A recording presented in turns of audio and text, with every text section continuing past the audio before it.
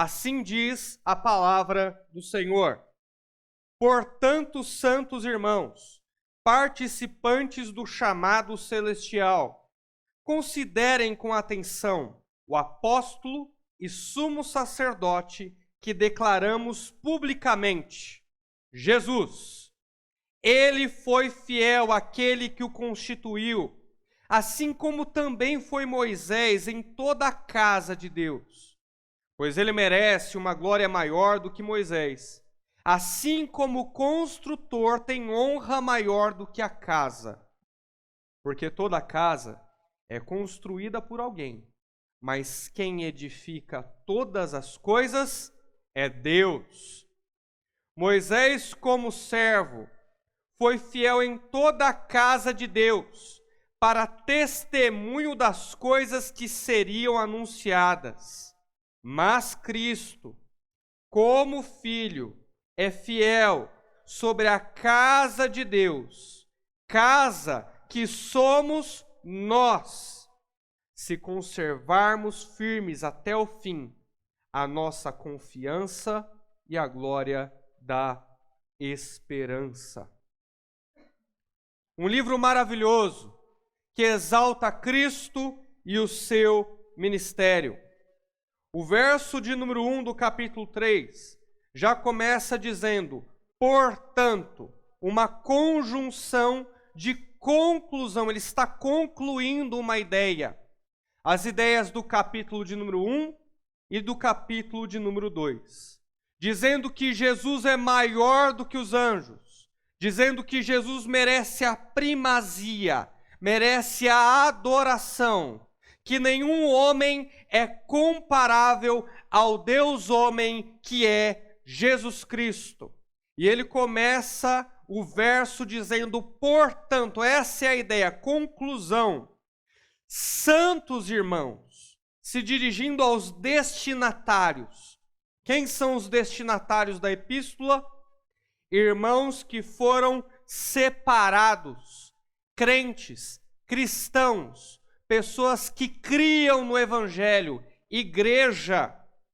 É possível a igreja de Cristo perder de vista quem Cristo é. É possível a igreja de Cristo ter uma visão diminuída da pessoa de Jesus, como esses irmãos estavam começando a ter, se atentando a anjos, se atentando a personalidades do Antigo Testamento, mas não dando a atenção devida a Cristo. Por isso que o autor de Hebreus chama a atenção deles dizendo, portanto, irmãos separados, participantes do chamado celestial, chamados para ir para o céu, chamados para morar com Deus, gente crente, gente cristã. Aí ele diz, eu quero que vocês façam o seguinte, considerem com atenção. É uma ordem, é um imperativo. Eu quero que vocês, cristãos, considerem com atenção. Mas não é o tipo de ordem truculenta.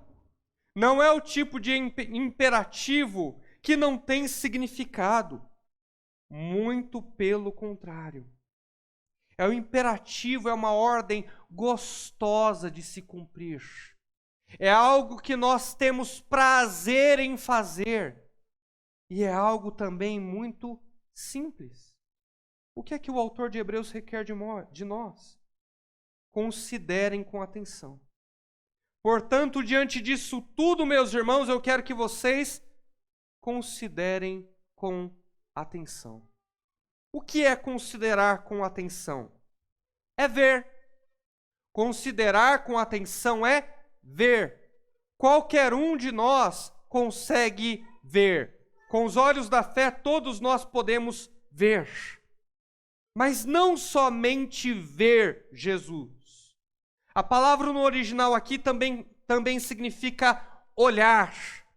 Olhar é mais do que ver. Olhar é ver por um determinado período de tempo. É ver atentamente. Mas o autor de Hebreus não só nos comanda a ver ou a olhar. A raiz da palavra também significa observar. Observar é buscar vestígios. Portanto, o autor de Hebreus está dizendo: vejam, olhem, observem, investiguem, assistam. Assistam é maior do que ver, olhar e observar. Assistir consiste em olhar por um tempo, olhar com muita atenção, considerar com cuidado e, mais profundamente, admirar. Não é só ver, não é só olhar, não é só observar, não é apenas assistir, mas é também admirar. E o que é admirar? Admirar é olhar com encanto. É olhar buscando o belo, o bom e o verdadeiro. Admirar é olhar e se deixar tomar pelos sentimentos que aquela obra representa. É mais ou menos como se sua mãe, imagine que você tenha 8 anos de idade, e a sua mãe é uma pintora renomada, e ela te leva a um museu para admirar obras de arte. E ela diz assim para você: filho, atente com cuidado a esse quadro, porque existem detalhes, existem perfeições, existe um estilo que você só vai conseguir ver se você olhar atentamente. Você sabe que a sua mãe é uma grande pintora, e você sabe que se ela está pedindo para você olhar com cuidado, é porque há algo belo ali, é porque existe algo a ser admirado ali, é porque é importante que você olhe com atenção e se deixe arrebatar pelas emoções que aquele quadro representa, com o seu estilo, com a sua cor, com a sua paisagem. E você faz com prazer e com alegria. É isso que o autor de Hebreus está dizendo. E o que é que ele quer que você olhe? Qual é o quadro que ele quer que você enxergue? É um quadro de 2 fatores. 2 fatores sobre o ministério de Jesus. Ele diz: considerem com atenção. Considerar já requer atenção, mas ele exagera. Considerem com atenção. Quem? O apóstolo e sumo sacerdote. Eu gostaria de me deter na palavra apóstolo. Termo esse que Paulo jamais usou, tá bom?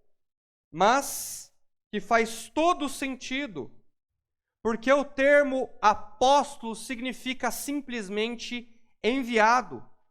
Jesus usou o termo quando ele falou com os seus discípulos, dizendo em João 20, 20 e 21, assim como o Pai me enviou, eu sou um apóstolo, eu envio vocês apóstolos também. Como o Pai me enviou, como ele me constituiu apóstolo, eu vos envio, eu vos constituo apóstolos. Ou seja, Deus, Jesus Cristo, é enviado de Deus para o povo, para transmitir uma mensagem. Qual mensagem? Pregando a mensagem de que Deus está reconciliando consigo mesmo o mundo. Jesus é o portador dessa mensagem, que Deus está reconciliando consigo mesmo todo o mundo. Ele é enviado de Deus para proclamar, para pregar esta mensagem.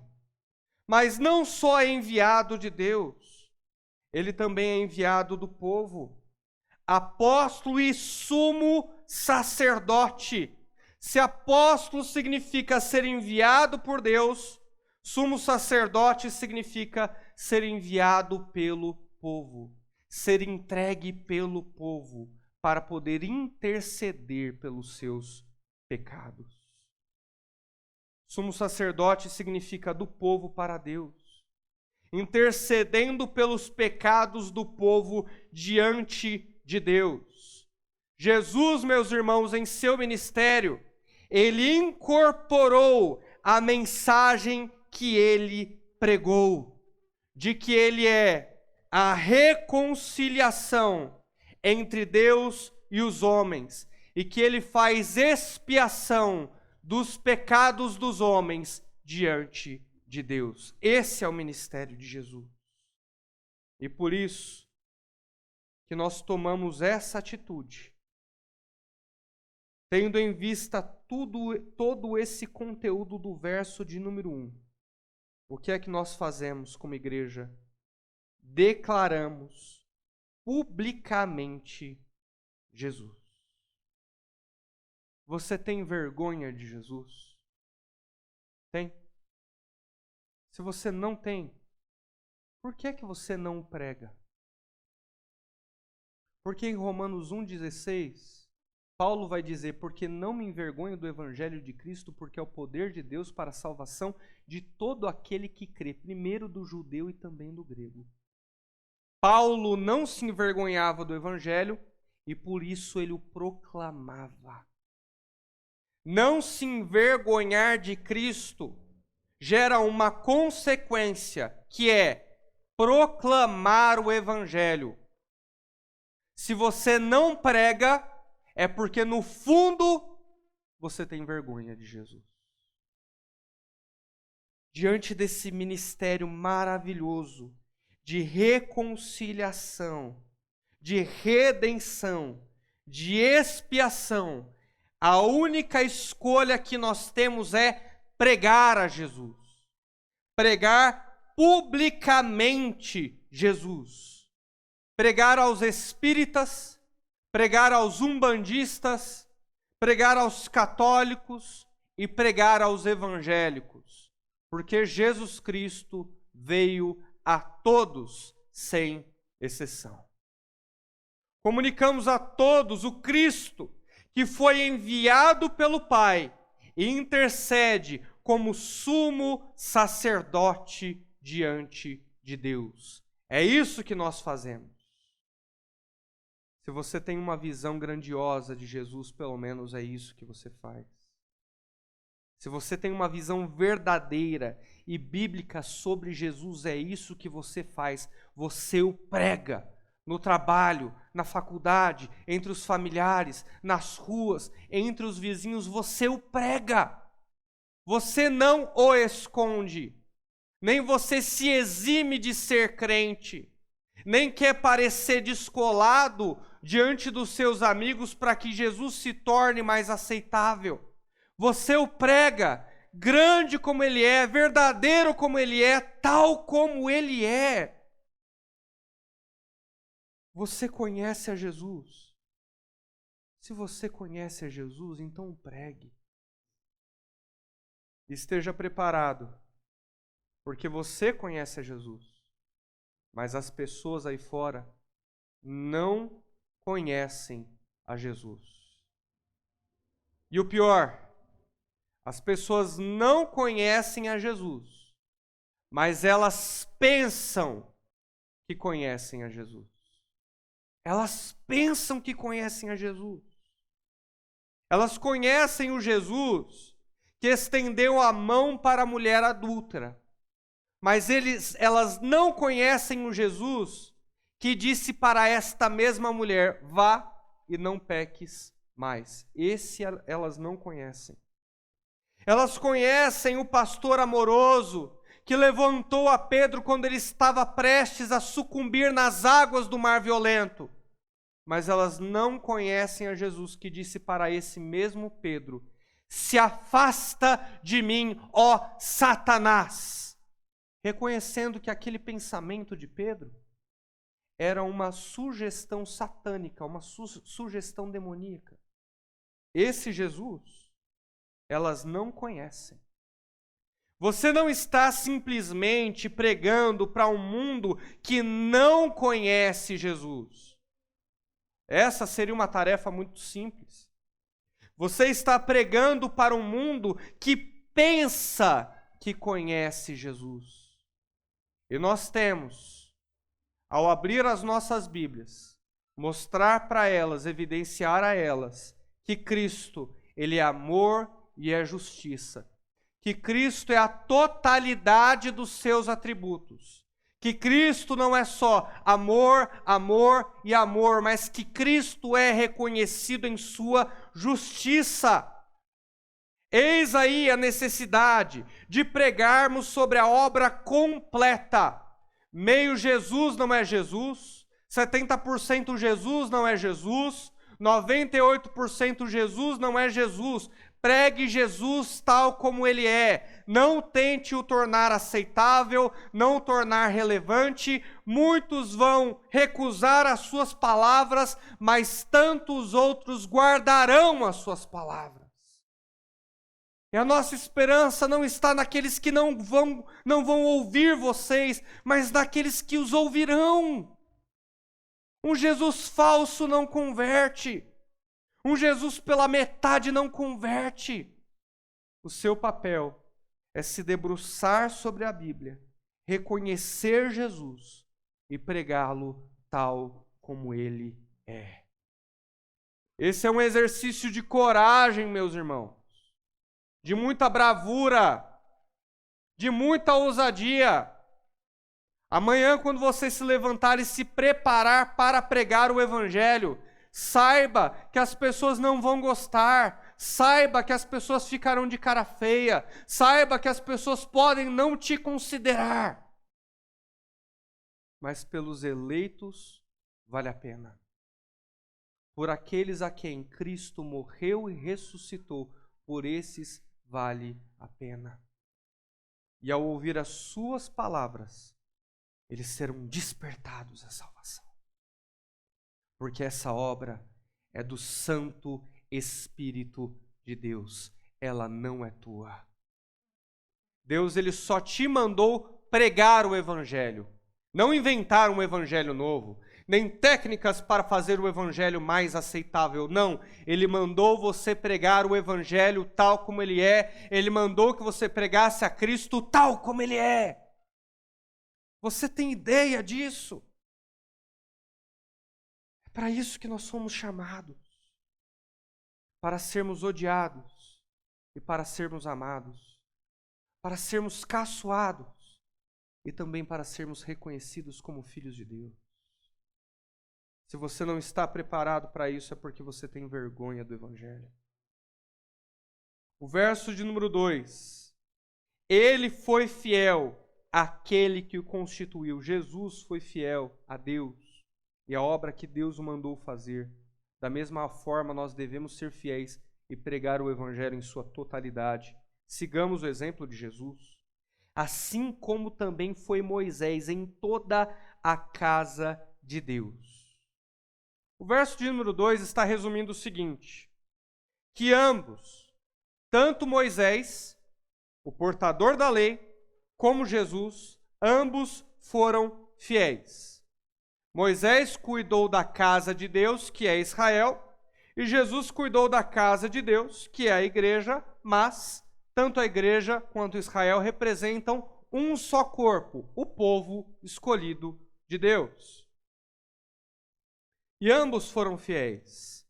Porém, o verso de número 3 nos mostra que Jesus Cristo é maior do que Moisés.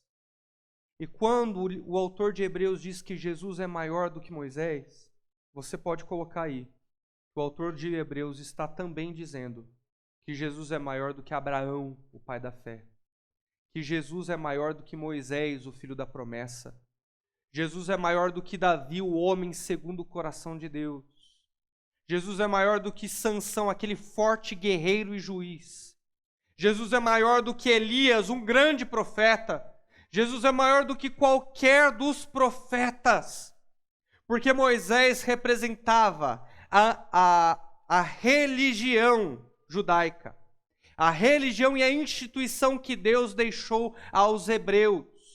Quando o autor de Hebreus diz que Jesus é maior do que Moisés, ele está dizendo que Jesus é maior do que qualquer personalidade do Antigo Testamento. É isso que o autor de Hebreus está dizendo aqui. É muito maior. A Moisés, Deus deu o Decálogo, que são os 10 mandamentos, o Pentateuco, os 5 primeiros livros da Bíblia, o modelo de templo que haveria de ser construído, mas a Cristo, Deus deu a aliança da graça, o cumprimento da promessa, o perdão dos pecados. Cristo é muito maior do que Moisés.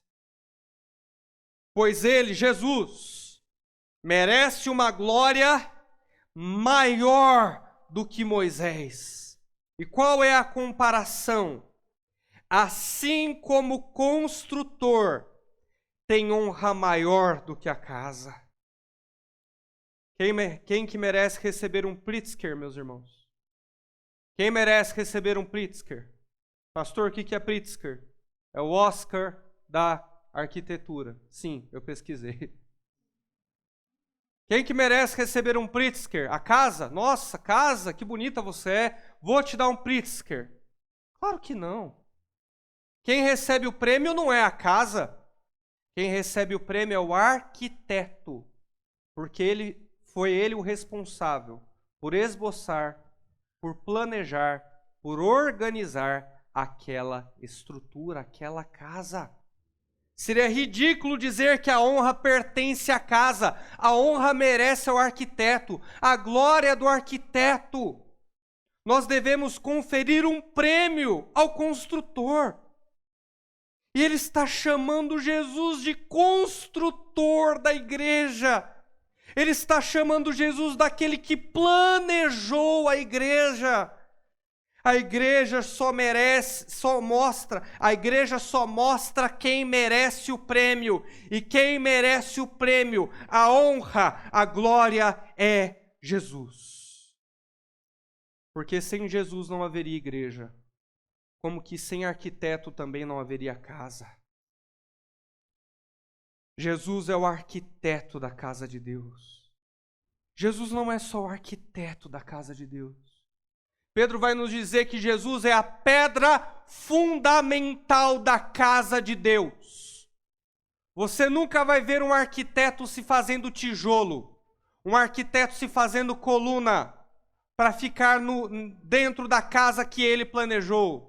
Para estruturar a casa que ele planejou, ele vai usar materiais. Mas Jesus é o arquiteto e é a pedra fundamental da casa de Deus. Moisés abriu passagem para o povo de Deus com um cajado no Mar Vermelho.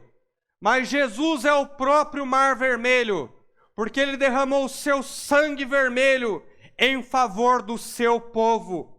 Jesus fez de suas próprias entranhas, de sua própria carne, passagem para o seu povo. Esse é o arquiteto que nós temos. João diz que o Verbo se fez carne e habitou entre nós. Eu parafraseio João dizendo que o arquiteto se fez pedra para que você seja firmado nele, ó casa de Deus, para que você more sobre ele, para que você esteja fundamentado nele, que é o seu Deus. E é só você, casa de Deus, que mora sobre Jesus? Não. A palavra de Deus nos revela que Deus, o Espírito de Cristo, ele também mora em você. Jesus diz aos seus discípulos em João 15, habitem em mim e eu habitarei em vós. Ele é arquiteto, ele é fundamento para que você, casa de Deus, se sustente e ele também mora em você. Esse é o Evangelho. Por isso que você não vai cair. Por isso que você não vai ceder. Não só você está firmado em Cristo, mas Deus mora em você. Nos seus piores dias, Eu quero que você se lembre que você está fundamentado na melhor rocha, na maior rocha, na rocha mais firme e forte, que é Jesus. E Ele não vai te deixar cair. Pastor, eu vou cair. Não, você não vai cair. Porque dizer que você vai cair é o mesmo que dizer que essa rocha não é firme, que essa rocha não é forte, e ela o é. Ele se fez pedra para você morar sobre ele. Cristo é a nossa rocha. Cristo é a nossa pedra fundamental. Receba a honra, a glória e o poder, Cristo, porque Tu és a rocha em que habitamos. Verso 4, e eu adoro esse pensamento judaico que abre aspas, porque ele não abre aspas para tratar de um outro assunto. Ele abre aspas, como ele abriu no verso 4, para mostrar uma verdade geral. Que verdade geral é essa? Porque toda casa é construída por alguém, obviamente. Toda casa é construída por alguém, por algum arquiteto, por algum construtor. O senhor Antônio está aqui, é construtor também, constrói muitas casas, está se identificando com a mensagem. Toda casa é construída por alguém. Mas quem criou, edifica todas as coisas é Deus. Sabe o que o autor de Hebreus está dizendo aqui? E no fundo a gente sabe porque Jesus é maior do que Moisés. Porque é maior do que Abraão, porque é maior do que todos os profetas, porque ele é maior do que qualquer um. Jesus é maior porque ele é Deus que edifica todas as coisas.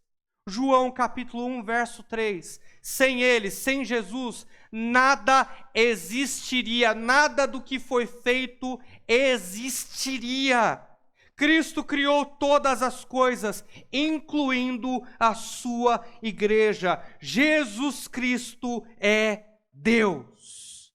Dele, origem dele, para ele, por ele e para ele são todas as coisas. Até mesmo você, ó casa de Deus, sacerdócio santo, raça eleita, até você. Até você. Jesus é Deus. Esse é o poderio da rocha que nós estamos firmados, o próprio Deus. E o verso 5. Moisés, como servo, foi fiel. Então Moisés recebeu a responsabilidade de cuidar do povo de Deus e ele foi fiel como servo. E foi um grande servo. Mas Jesus, para testemunho das coisas que seriam anunciadas, daquilo que viria. 6. Mas Jesus, como filho. Ambos são fiéis diante do povo de Deus, mas Moisés como servo e Jesus Cristo como filho. Jesus é o cumprimento daquilo que Moisés esperava, daquilo que Moisés apontava. O povo, as ordenanças, o decálogo, o templo, tudo isso se cumpre em Cristo e se resume em Cristo. O Filho, meus irmãos, é patrono de uma confiança que o empregado jamais terá. O empregado diz, sim, Senhor. O filho diz, sim, Senhor, meu Pai. O servo cuida do povo de Deus como empregado. O filho cuida do povo de Deus como quem tem relacionamento, com amor, com cuidado. Moisés, por vezes desapontou, bateu na rocha, cirou. Ele não foi perfeito, inclusive foi detido de entrar na terra prometida por erro seu, por pecado seu. Jesus jamais desapontou. Jesus foi perfeito em todos os seus caminhos. Jesus obedeceu desde a fecundação até o dia da sua morte e ressurreição. Ele foi fiel em todos os seus caminhos. Jesus é Deus, meus irmãos. O Pai faz tudo aquilo que o Filho pede. Moisés intercedeu pelo povo. Mas quando o Filho intercede pelo povo, não existe nada que o Filho peça ao Pai, pelo povo, que Deus, Pai, não faça. Não existe nada. Jesus intercede por você, meu irmão, isso é muito significativo. Olha o calibre do sumo sacerdote que você tem. Quem está cuidando de você não é Moisés, não é Abraão, não é Davi. Quem está cuidando de você é o único Filho de Deus que intercede por você. Não há nada que ele peça ao Pai que o Pai não dê em relação a você. Sabe o que é que Jesus contou para Pedro em Lucas 22, 31 a 32? Sabe o que é que Jesus falou para Pedro? Sabe o que é? Pedro, o diabo quis te peneirar como um trigo. Sabia, Pedro? O diabo queria te matar. O diabo queria a tua alma. O diabo queria te aniquilar, Pedro. Te peneirar, torturar. Imagina uma peneira e o trigo aqui, ó, sendo peneirado. Era isso que o diabo queria fazer com você. Mas eu, Jesus, roguei por ti. Sabe quantas vezes o diabo quis te destruir? Sabe quantas vezes o diabo quis te peneirar? Sabe quantas vezes o diabo quis te matar? Você não tem nem ideia. Mas Cristo disse: não! Não toque nele! Não toque nela! E Deus ouviu e fez conforme as palavras de Jesus. Jesus roga por você, pede por você, intercede por você. Esse é o seu Cristo. Esse é o seu sacerdote. Eu olhei e disse: Senhor, quantas vezes tu intercedeste por mim diante do Pai, e eu não tenho nem sequer ideia. E tu impediste a catástrofe, o mal, o diabo, a falange de demônios de me atacar. Tu és maravilhoso, Jesus. Você deveria estar adorando a Cristo agora. Você deveria estar adorando o seu santo nome. Porque é por conta dessa rocha, desse apóstolo, desse sumo sacerdote, que você não pereceu. Se não fosse a misericórdia de Deus, há muito nós teríamos sido consumidos. E quem incorporou a misericórdia de Deus? Jesus Cristo. Se não fosse Jesus Cristo, há muito você teria sido consumido.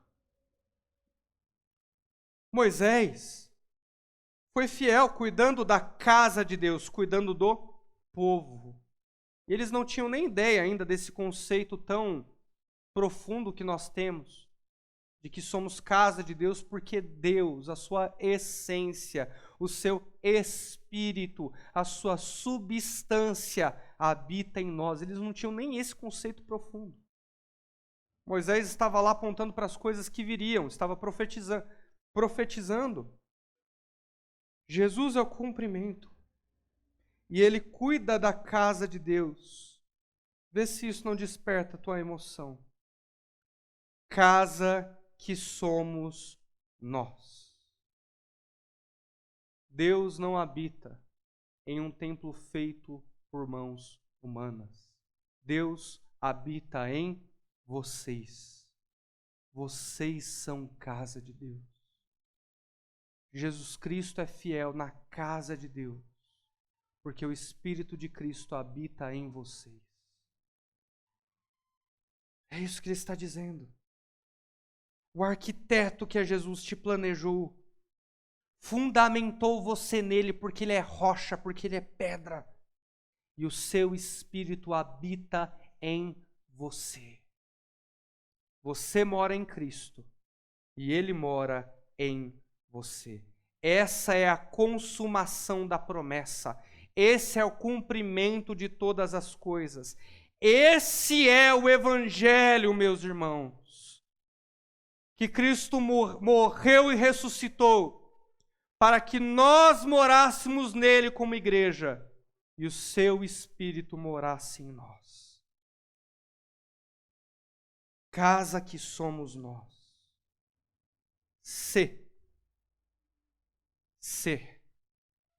Vocês são casa? Olha o condicionante aqui. Se vocês são casa. Quem que não gosta de receber uma promessa dessa? Vem o pregador aqui de manhã, olha para vocês e diz assim, olha, vocês são casa, todo mundo amém, glórias a Deus. Se, condicionante. Eis aqui a nossa tarefa. Se conservarmos firmes, se nos conservarmos firmes. Qual é a técnica que nós utilizamos para nos conservar firmes nesse mundo caído? Qual é a técnica? A Bíblia diz qual é a técnica. Manter até o fim. Manter até o dia da sua morte. É isso que ele está dizendo aqui no verso de número 6. Vocês são casa se mantiverem firme até o fim, até a data da vossa morte. O quê? A confiança em Jesus. Eu não preguei que vocês são casa. Eu não preguei que vocês estão fundamentados em Cristo. Eu não preguei que o Espírito Santo dele habita, que o Espírito de Cristo habita em vocês. Eu não preguei tudo isso. Confiem em Cristo. Esses 6 versos na Escritura estão aqui para que nós aprendamos a confiar em Cristo, a confiar em sua soberania e a confiar em sua providência. Pedro apóstolo, sim, eu estou citando bastante Pedro hoje, né? Pedro apóstolo, junto com todos os outros discípulos no barco e a tempestade, ele vê, o pessoal acha que é um fantasma, Pedro olha e fala, Senhor, és tu? E Cristo diz, sou eu, Pedro, sou eu a pedra, sou eu a rocha, sou eu o Filho de Deus. Lembra que você disse que eu era o Filho de Deus? Sou eu, aquele que tu habitas em mim e eu habito em ti, sou eu, Pedro, eu estou aqui. Se és tu mesmo, eu quero andar sobre as... É esse mundo caído. Se Cristo é essa rocha grande, firme e poderosa, então eu quero andar sobre as águas. Então eu quero enfrentar o dia mau. Então eu quero enfrentar a minha tristeza. Então eu quero enfrentar esses demônios que me atacam. Então eu quero superar as tentações. Então eu quero pregar o Evangelho em tempo fora de tempo. Se és tu, ó Cristo, sobre essa confiança, então eu quero andar sobre as águas. Aí o que acontece com Pedro? Ele começa a andar sobre as águas. Como nós começamos a enfrentar esse mundo. E aí a gente olha para esse mundo e não olha para Cristo. A gente olha para as circunstâncias e não olha para Cristo. A gente olha para os pecados, para o dia mau, para as tristezas, para as adversidades. Não olha para a rocha eterna, não olha para o fundamento, não olha para o apóstolo, não olha para o sumo sacerdote. Olhamos para o mundo e afundamos. E a nossa fé vacila. E a gente começa a ser tragado, a gente começa a afundar nas águas turvas desse mundo. E aí Cristo nos deixa lá morrendo. E aí Cristo nos deixa lá em nossos próprios pecados. É isso que acontece? Jesus estende a mão e nos retira das águas terríveis desse mundo, das águas turbulentas desse mundo. Porque o objeto da nossa fé é essa rocha eterna que é Cristo Jesus. Ele nos pega pela mão e Ele nos puxa. Às vezes a gente olha para esse mundo e a gente diz assim: Senhor, eu vou sucumbir, Senhor, eu vou afundar. E Jesus Cristo diz: você não vai afundar, porque eu estou te segurando, eu estou estendendo a minha mão está presa na sua, e daqui você não sai. Meu filho, por vezes, quando eu balanço, quando ele anda de bicicleta, papai, eu vou cair. Eu digo, você não vai cair. Não é porque você é bom em andar de bicicleta que você está aprendendo. Não é porque você tem habilidade. Não é porque eu acredito em você, até porque eu estou te segurando aqui, que senão o tombo vai ser forte. Você não vai cair, filho, porque eu estou te segurando. É isso que Cristo faz. Confie em Cristo, porque mesmo se você afundar, Ele estende a sua mão para você. Confie em Cristo. Nossa confiança e a glória da esperança. Moisés estava profetizando aquilo que viria. E olha que ele viveu coisas grandiosas da parte do Senhor. Ele viu o Mar Vermelho se abrir, as pragas do Egito. Ele de verdade viu coisas grandiosas da parte do Senhor. E Moisés não poderia conceber que aquilo que viria, que aquele que viria, Cristo, o próprio Deus, faria uma obra como essa, de morte e ressurreição, e tornar o povo a casa perpétua de Deus. Com certeza ele não poderia imaginar ou conceber com essa riqueza de detalhes.